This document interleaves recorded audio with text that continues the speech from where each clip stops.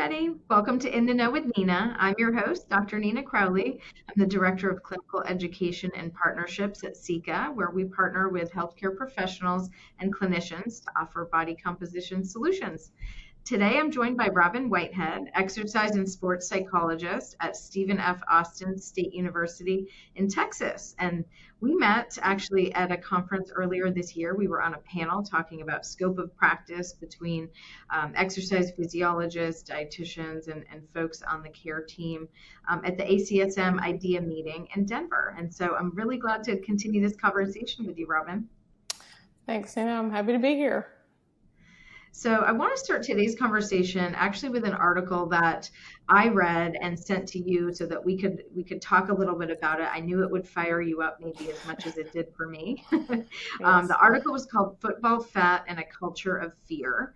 And it was talking about European athletics and soccer, I think in particular, but it really highlighted how outdated and oversimplified views on body composition are still out there. They're still shaping and in this case, I would say harming the athlete experience across elite sports. So I really wanted to talk with you, with a background in psychology and exercise. I think you're the perfect person to talk about this. The article dives into some of these public call outs about weight, misunderstanding around body fat percentage. They talk about how these numbers can often be weaponized rather than used to support performance. So I know you've had some thoughts and experience in this area. It also talks a lot about the mental health and physical health that this type of culture can take on athletes. So from like low energy availability and underfueling, disordered eating and body image concerns even. So I definitely want to unpack this together with you. So let's kind of wanted to start with, really for you, I know you had a big visceral reaction when I sent you the article. So tell me a little bit about what stood out most and how do you see this kind of approach that they're discussing affecting athletes psychologically?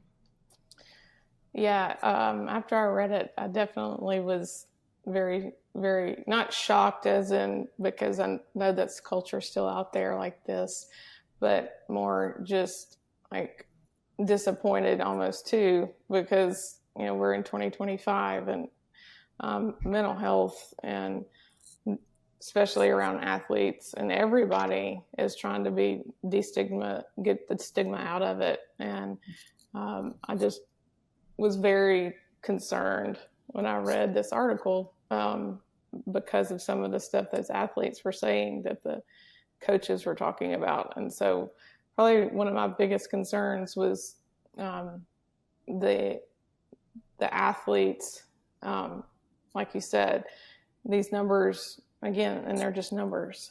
The exercise physiologist side of me, wants to say,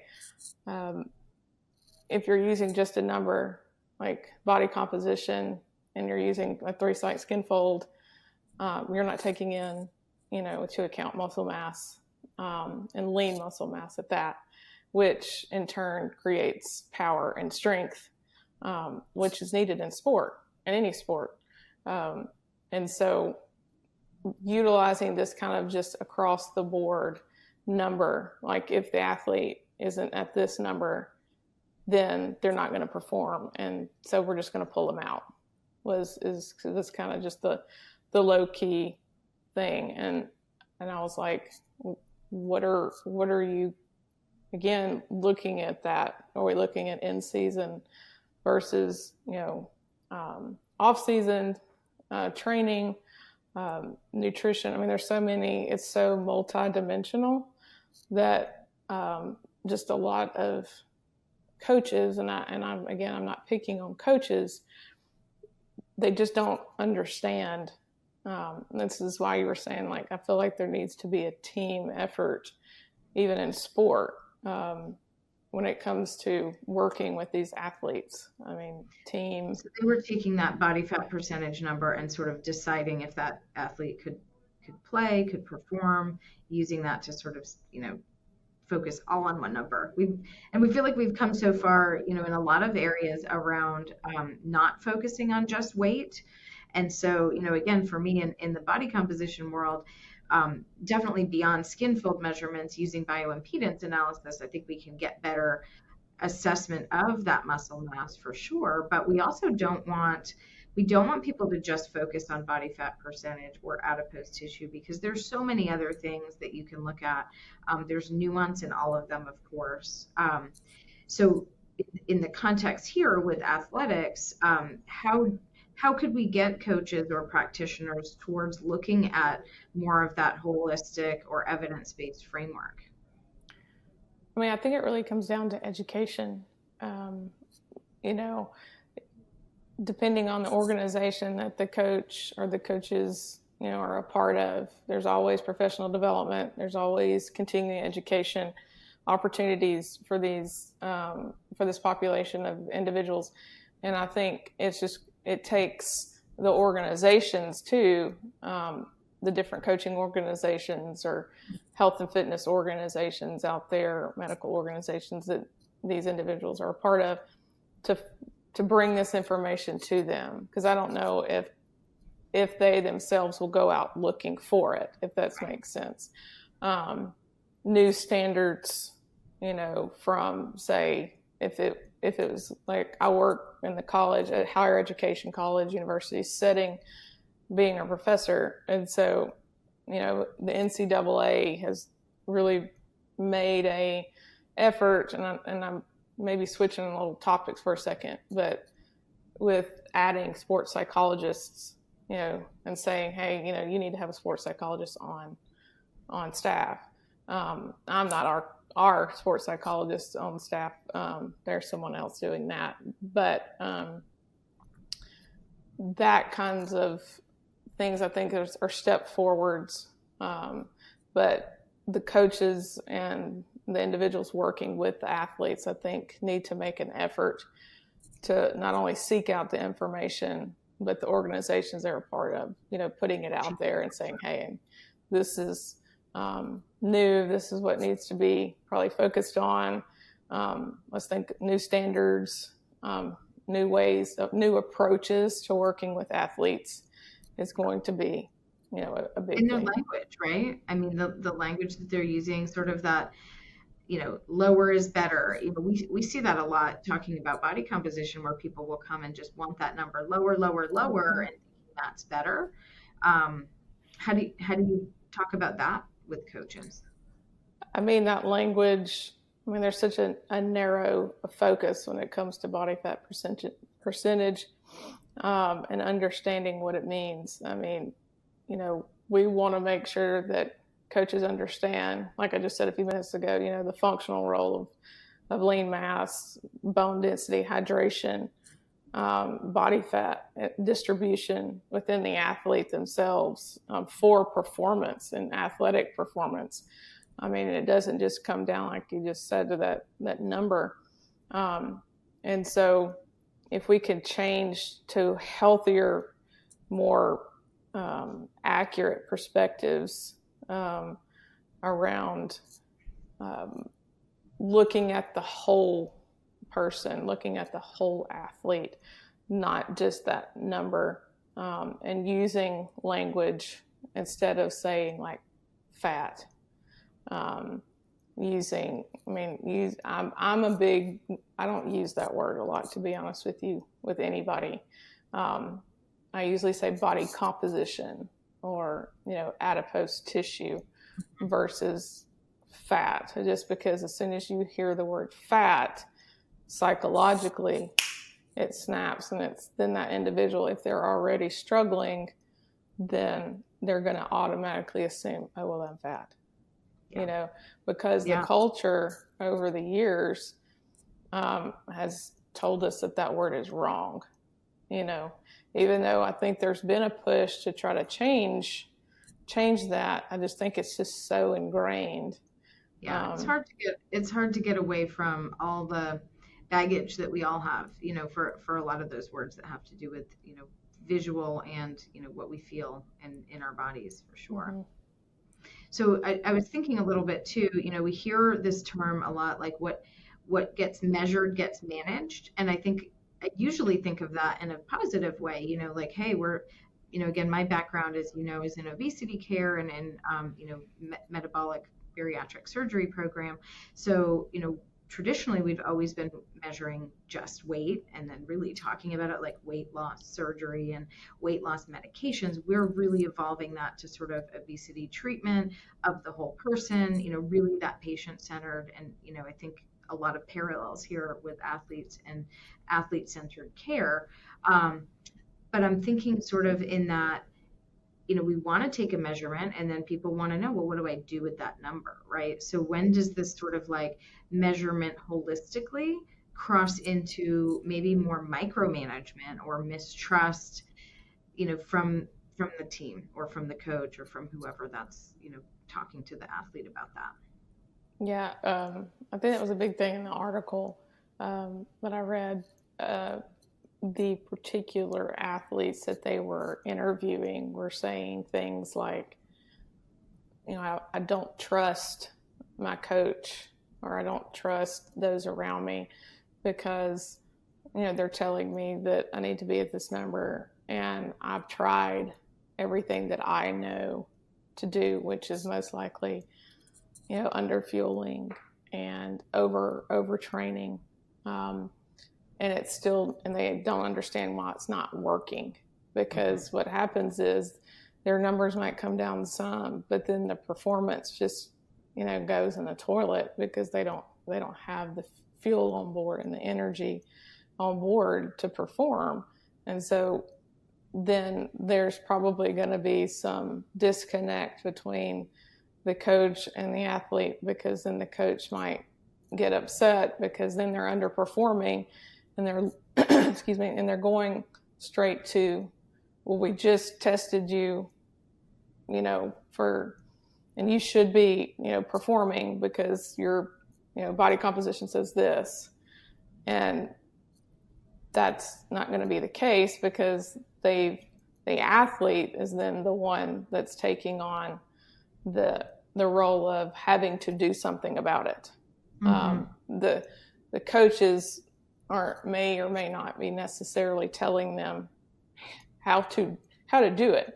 They're not saying, hey, let's talk about what type of exercise routine, or have you talked to the strength coaches, or have you talked to the dietitian or the nutritionist on staff, or whatever, if there is one, for more of a sport nutrition type mm-hmm. of aspect.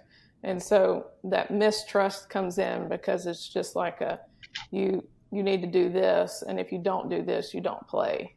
And so then those athletes get very scared, and they get worried that they're going to not be able to play. And then there's kind of from a psychological standpoint, a devaluing, and the buy-in to perform then becomes very low. And so there's that disconnect between the coach and the athlete that really can harm that relationship and harm that athlete. It reminds me a little bit, I've done a lot of work in motivational interviewing, and I think that is a place where, we don't want to just be telling people what to do and sort of that top down, tell people what to do and then they just do it. We know that's not how behavior works. So is there a place for motivational interviewing in kind of this dynamic between coaches and athletes? Does that get talked about? Oh, I do believe there's a place for motivational interviewing in every area. If you're working with a human being, and you need in some way, shape, or form, in a capacity of behavior change, or the class, one of the classes two of the classes that I teach, this is the main motivational interviewing is like the main focus in my class. Mm-hmm.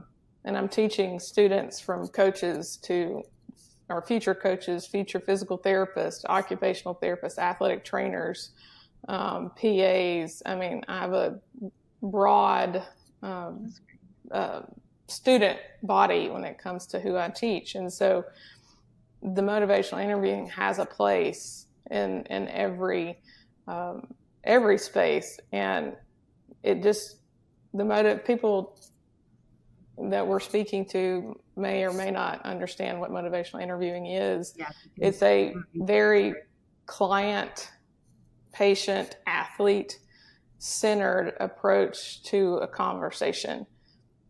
From let's just say the coaches, instead of saying, hey, we measured you and this is what you need to be at and you need to go and get this down, get out of my office.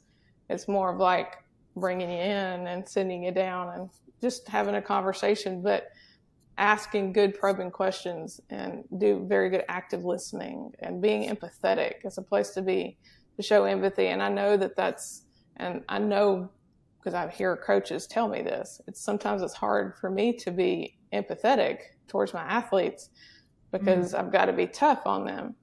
Well, not everybody relates to that, hard push. And now I do give them the benefit of the doubt, and I'll say there's a time and a place that you can be, that tough, hard coach, maybe out on the field or on the court, in the game time when there's, the need for it. But, outside of the court, outside of the field, when you're just one-on-one, like having a conversation, like what does the athlete need? What do they think? They know themselves and their body better than anybody does. And I say this to my students. I say, you may be the professional in your field, but they are the professionals in their bodies. So if they tell you something is going on, you need to believe them. If they say, hey, this doesn't work for me, you need to believe them. And a lot of the same approach with my clients too. You're the professional of your own self. I think that's really important. And I think it's even happened to me before, medically, where people don't, like physicians or people don't believe you. And I'm like, no, I know me better than anybody else. So you can't tell me that something's not going on. And so I think, from that motivational interviewing, creating an inclusive environment, so that the athlete feels like a partner in their care along with the coaches, and then asking those athletes like what their goals are for the game, for them being that particular athlete. They need to make sure that they feel like they're a part of an engaging, meaningful process that empowers them, because if they can feel empowered, then the buy-in will come, and the value will come. And if that value and that buy-in comes from that athlete, they're going to work harder for that team and for that coach to do what they need to do, instead of just being belittled and being told like, hey, if you're not here, then you can't play. And it just goes right back to that thing that we were just talking about at the beginning of the talk. Yeah, it sounds a lot like, again, I haven't thought about it in the framework of athletes as much, but it sounds very similar to, a healthcare dynamic between a provider or a clinician and a patient, where, you need to be in a safe space, right? You need to know that person has your best interests at heart, that they're going to, be there to support you and give you, information and education when you need it. But I'd imagine too that, in that setting, there's almost this expectation of the culture. Like, is this viewed as like too soft, or, it feels like very, well, I'm looking for someone to like tell me what to do and push me harder. But probably this, alternative or, other approach probably has better outcomes if the people feel like their needs matter. And I know that sort of what matters to you is one of the questions I would always talk to clinicians to talk to their patients about, because that's a simple way to get at what matters to that person. And then you can sort of design that, patient or client centered or athlete centered approach. I just imagine in this type of environment, it would feel like that's a challenge for a lot of reasons. Yeah, I will say recently, I do teach a graduate course, and I just finished it, and I had an interim actually soccer coach was in that course, and we were talking about a topic one of the last days of class, and he said, we actually give, because they work with women's soccer, and I could go into a whole different aspect of how coaching females, and Right. which can be a little bit different than coaching males, especially when you have males coaching females. You don't ever have it the other way around. You don't see females coaching males, but you always see males coaching females. And so, but however, he said, if you were coaching me, then I'm going to be the one that wants to be yelled at and told what to do and, pushed that way. He's like, but I know that I can't always do that with these females. And so he says, I give them like a questionnaire at the beginning of the season. And it basically asks them how they like to be coached. And I'm like, that's brilliant. It is. Way to go for you, because that's not something that most coaches would do, and he said that, we'll give them that and we'll read through them and we'll kind of meet with them, individually, before the season starts. And I'm like, that's awesome, because then you can learn, yelling at them may not be the best way to approach things. Or there might be. I have a hard time seeing when that does work, but I'd imagine there are some cases. Well, and I've heard mostly male athletes that have been in my classes tell me that they are the type to be, I want to be yelled at, I want to be pushed, I want to be whatever. And I'm like, okay, that's fine. I was trying to give an example to a class one day this semester. And I did have a couple of wannabe coaches in there. One was specifically a football coach. And I said, okay, what if you had, told one of your players, like, hey, you need to go do this. And then if you don't, or, hey, the team's doing this, you need to go do this at this time, go practice this or whatever. And they don't do it. What would you tell that athlete? And he said, I just tell them if they don't do it, then they can just leave. They could be gone. And I said, okay. And they come up to you and they say, well, coach, I really can't do this right now. And he said, I just tell them that they hit the road. And I said, well, what happened if you would have taken just maybe a few more minutes to have maybe another little bit of a conversation, to sit down and just ask, hey, why can't you do it? And then you come to find out that their mom has cancer, and they're the only one to take their mom to chemo treatment, and it's that on that day and that time. And there's been a lot of stress and around that, and because you didn't take the time to just have a small conversation with your athlete, and they came to you and said, coach, I can't do this right now. And instead of listening to them, you were going to kick them off the team because, oh, look, mom has cancer. And he just kind of looked at me like, teaching them how to be a human, huh? Yes, I'm that's where then I follow it up. You have to treat your athletes, your patients, your clients as humans first. Yeah. They're humans before they're athletes. And they have things going on in their lives outside of your sport. Mm-hmm. And if they're stressed out about things outside of the sport, it's going to affect their performance. And you can't expect them to just shut that off and, perform. Now, sometimes people can channel it depending on the type of stress that it is.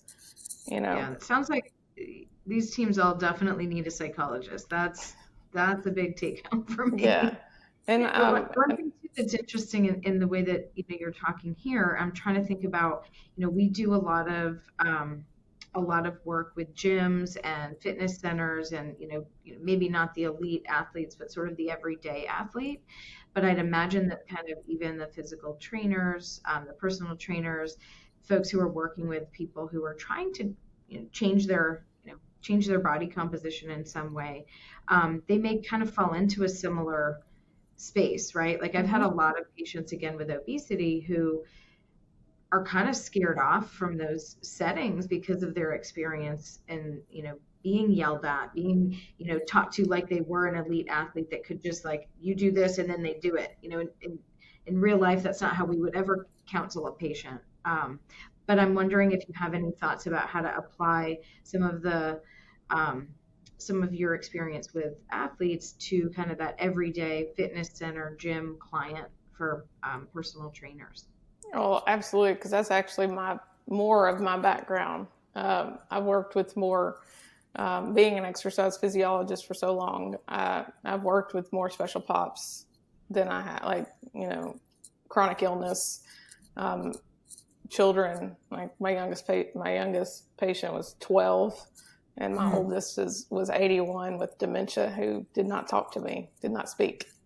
Um, and so I've worked with a very diverse realm of individuals in my career, prior to teaching, and that population of people and even general pop has been more of what I've worked with the most. And it crosses over either way. It all comes down to, and I even did a presentation at the National Strength and Conditioning Association's personal training conference on this particular topic specifically. Okay. I taught them how to motivational interview. Yeah, so Um, how do they get away from just this like here's your body fat, go, do this to turn that to make that lower, or how do we get them to get, deeper conversations that are actually motivating? I mean, it's just the teaching of the correct way on how to motivational interview, and making the time to sit down and talking to the clients. Goal setting, I think, is probably one of the things that people think is the easiest thing to do, when it probably is really one of the hardest things to do, because if the Not telling people their goal. yeah, yes, because that's the big thing, is you don't tell people their goal. Just because you gave them a number doesn't mean that that's their goal. They might have other goals in mind. And so I'm a big advocate about teaching and everyone knows the SMART goal, the SMART. But the way I teach SMART specifically is the A and the R are not realistic and achievable. The A and the R, or I should just say the A in my SMART is actionable. Do you have an action plan that will allow you to reach these goals? Is it something they can actually actionably do? And then the R is relevant. Is it relevant right now? Is that goal relevant right now? It could be relevant right today, but tomorrow it could change. And I say that from an athlete standpoint, and I say that from any standpoint, because even an individual coming into the gym, and they make goals with their trainer, they might walk out that next day and get into a car wreck and break their leg. Well, that goal is not relevant anymore, but there still might be some ways that person can still work, and still do some things to achieve the goal, but the action plan now has to be changed, and the relevancy has to be changed. Everything else Yeah. can stay the same. But if the personal trainer is utilizing the SMART kind of in that way, then I think they can still say, hey, this isn't the end of the world. You broke your leg, that's okay. But we might can come in and do some other things and keep the train moving. It just might have slowed down just a little bit, but we're keeping it going forward. Yeah. Instead of that person thinking, well, I might as well quit. I just started and now this happened. So, I'm just going to give up. But So just thinking, if you, say you have somebody coming to you that's like, they they're just starting at a gym, they're getting on the body comp device and they're looking at their numbers. Hopefully the staff is trained to, explain the results to somebody, and there's say 6 or 7 things they cover, one of them being body fat, one of them being maybe skeletal muscle mass. How would you take that framework then and talk to somebody in that setting? Because sometimes the person's coming at you, this as well as I do, they come to you and they say, okay, that number's there, that's in the red, I don't want to be there, I want that number to be as low as possible. So if the person's coming saying that's their goal, how do you help that type of a person? I would basically just start asking them questions like, what really does this number mean to you? And I mean, as simple as that. Like, when you see that number, what do you see? Well, I've always heard that number is supposed to be below this number. I just want to be in the normal range. I just want to be elite. Well, and then I would say, I can see why you feel that way, because we have the culture and we have these standards, and in our standards that the machine or whatever they're using to measure has the standards, but that doesn't automatically mean for you that that's what you need to be. And I would kind of frame it that way and say, just because standards are built around a population. Like, this is, a population, kind of like BMI, which I cannot stand. I think BMI is awful. But that was created around a population, and people want to, we run into this, of course, with bioimpedance. We want to give someone their data. If you just give them the number alone, the next question, of course, is, well, is that good or bad, or what do I do with that? So, we give them, a range of where they're at for their population or their reference group. So, from your age, gender, ethnicity, and weight, where do you kind of rank in, not rank, but where do you stand, amongst your reference group? But it's tough, because the next question is like, well, everybody wants to then, be the best, be at the highest or the lowest, depending on the parameter.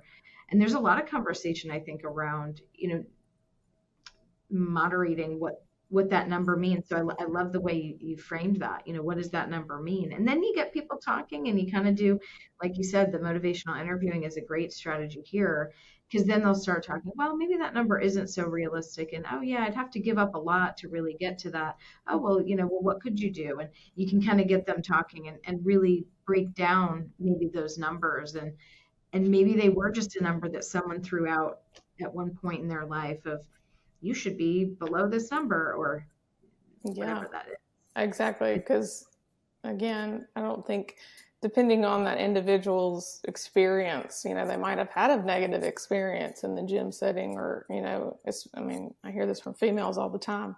I don't want to go in the gym and be around a bunch of men that are just throwing weight around, and because I get intimidated, and, I've had to have those conversations with those individuals as well.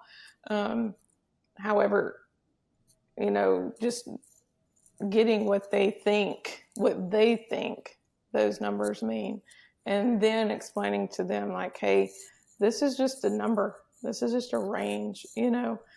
This may be not exactly, where you can be. And I would try to focus on other things, like take the focus away from body composition to more of lean mass, or if they're focusing on weight, like they're just the number of weight, like, then again, shifting the focus and saying and teaching, and this is a teachable moment too, that if the trainer or whoever they're working with is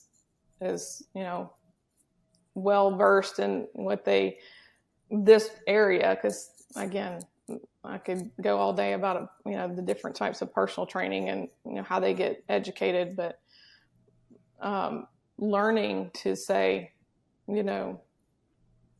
that weight on the scale is your whole body, your eyeballs, your hair. I mean, I've always joked, like, I could cut all my hair off and my weight would go down 2 pounds. I mean, the scale has no idea. And so, when we can have a good educational talk about what all the numbers mean, I think maybe even prior to even measuring, and saying, here's the things we're going to be measuring today, and here are what these things mean. They'll put you in a range, but that range doesn't necessarily mean that you have to be somewhere. We want to create goals around what you feel comfortable with and what you are able to do, and comfortably do and feel good about. And another thing, and this takes a lot more education. Not everybody can do this, and it takes a lot. So I'm not expecting for people who listen and watch this to say, oh yeah, I can go out and do that. But learning people's personalities. I talk a lot about personality and goal orientation and performance goal orientation, and the different theories and stuff in psychology, and how to utilize those theories to kind of help people. But if you're working with someone who is very goal oriented, they're going to see those numbers and that's all they're going to focus on. And they're like, I don't care how I get there. I've got to. And so you've got to really slowly scale them back and work with them differently than someone who is more performance outcome, oriented, to where, they're just focusing on like, okay, those small achievable things. Not saying either one is bad or worse or good versus bad. It's just the mindset and the way the person's personality. Do they have some perfectionism in their personality? It's big.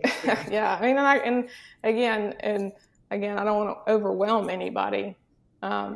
It's just, you it's have nuanced, it's complex, and I think you're really reminding me that behavior change really does have such a interplay with discussions about body composition and change and performance and exercise. And so I think actually it's probably a good point to wrap up, but really just getting started talking about how these things matter. And I really love that we got into patient or client athlete-centered care, personality. I think that's a huge topic we could probably talk a lot more about, but it's individualized, it's personalized, and it's really not a one-size-fits-all approach, which again, I heard a podcast this morning talking about AI, and really this reminds me again of how you could even teach the AI as much as possible, but there's something in this human interaction that's really important. And so I think we'll always have work in this area to figure out and to work with the humans in front of us and help them move closer towards their own self-selected goals, and not prescribing that upon them. Yeah, I'm real big on making sure that when I teach my students that they don't use prescriptive language. Like, well, I think you need to do this, or I think we should focus on this. Only think about or say those types of things if that individual you're working with is asked for that.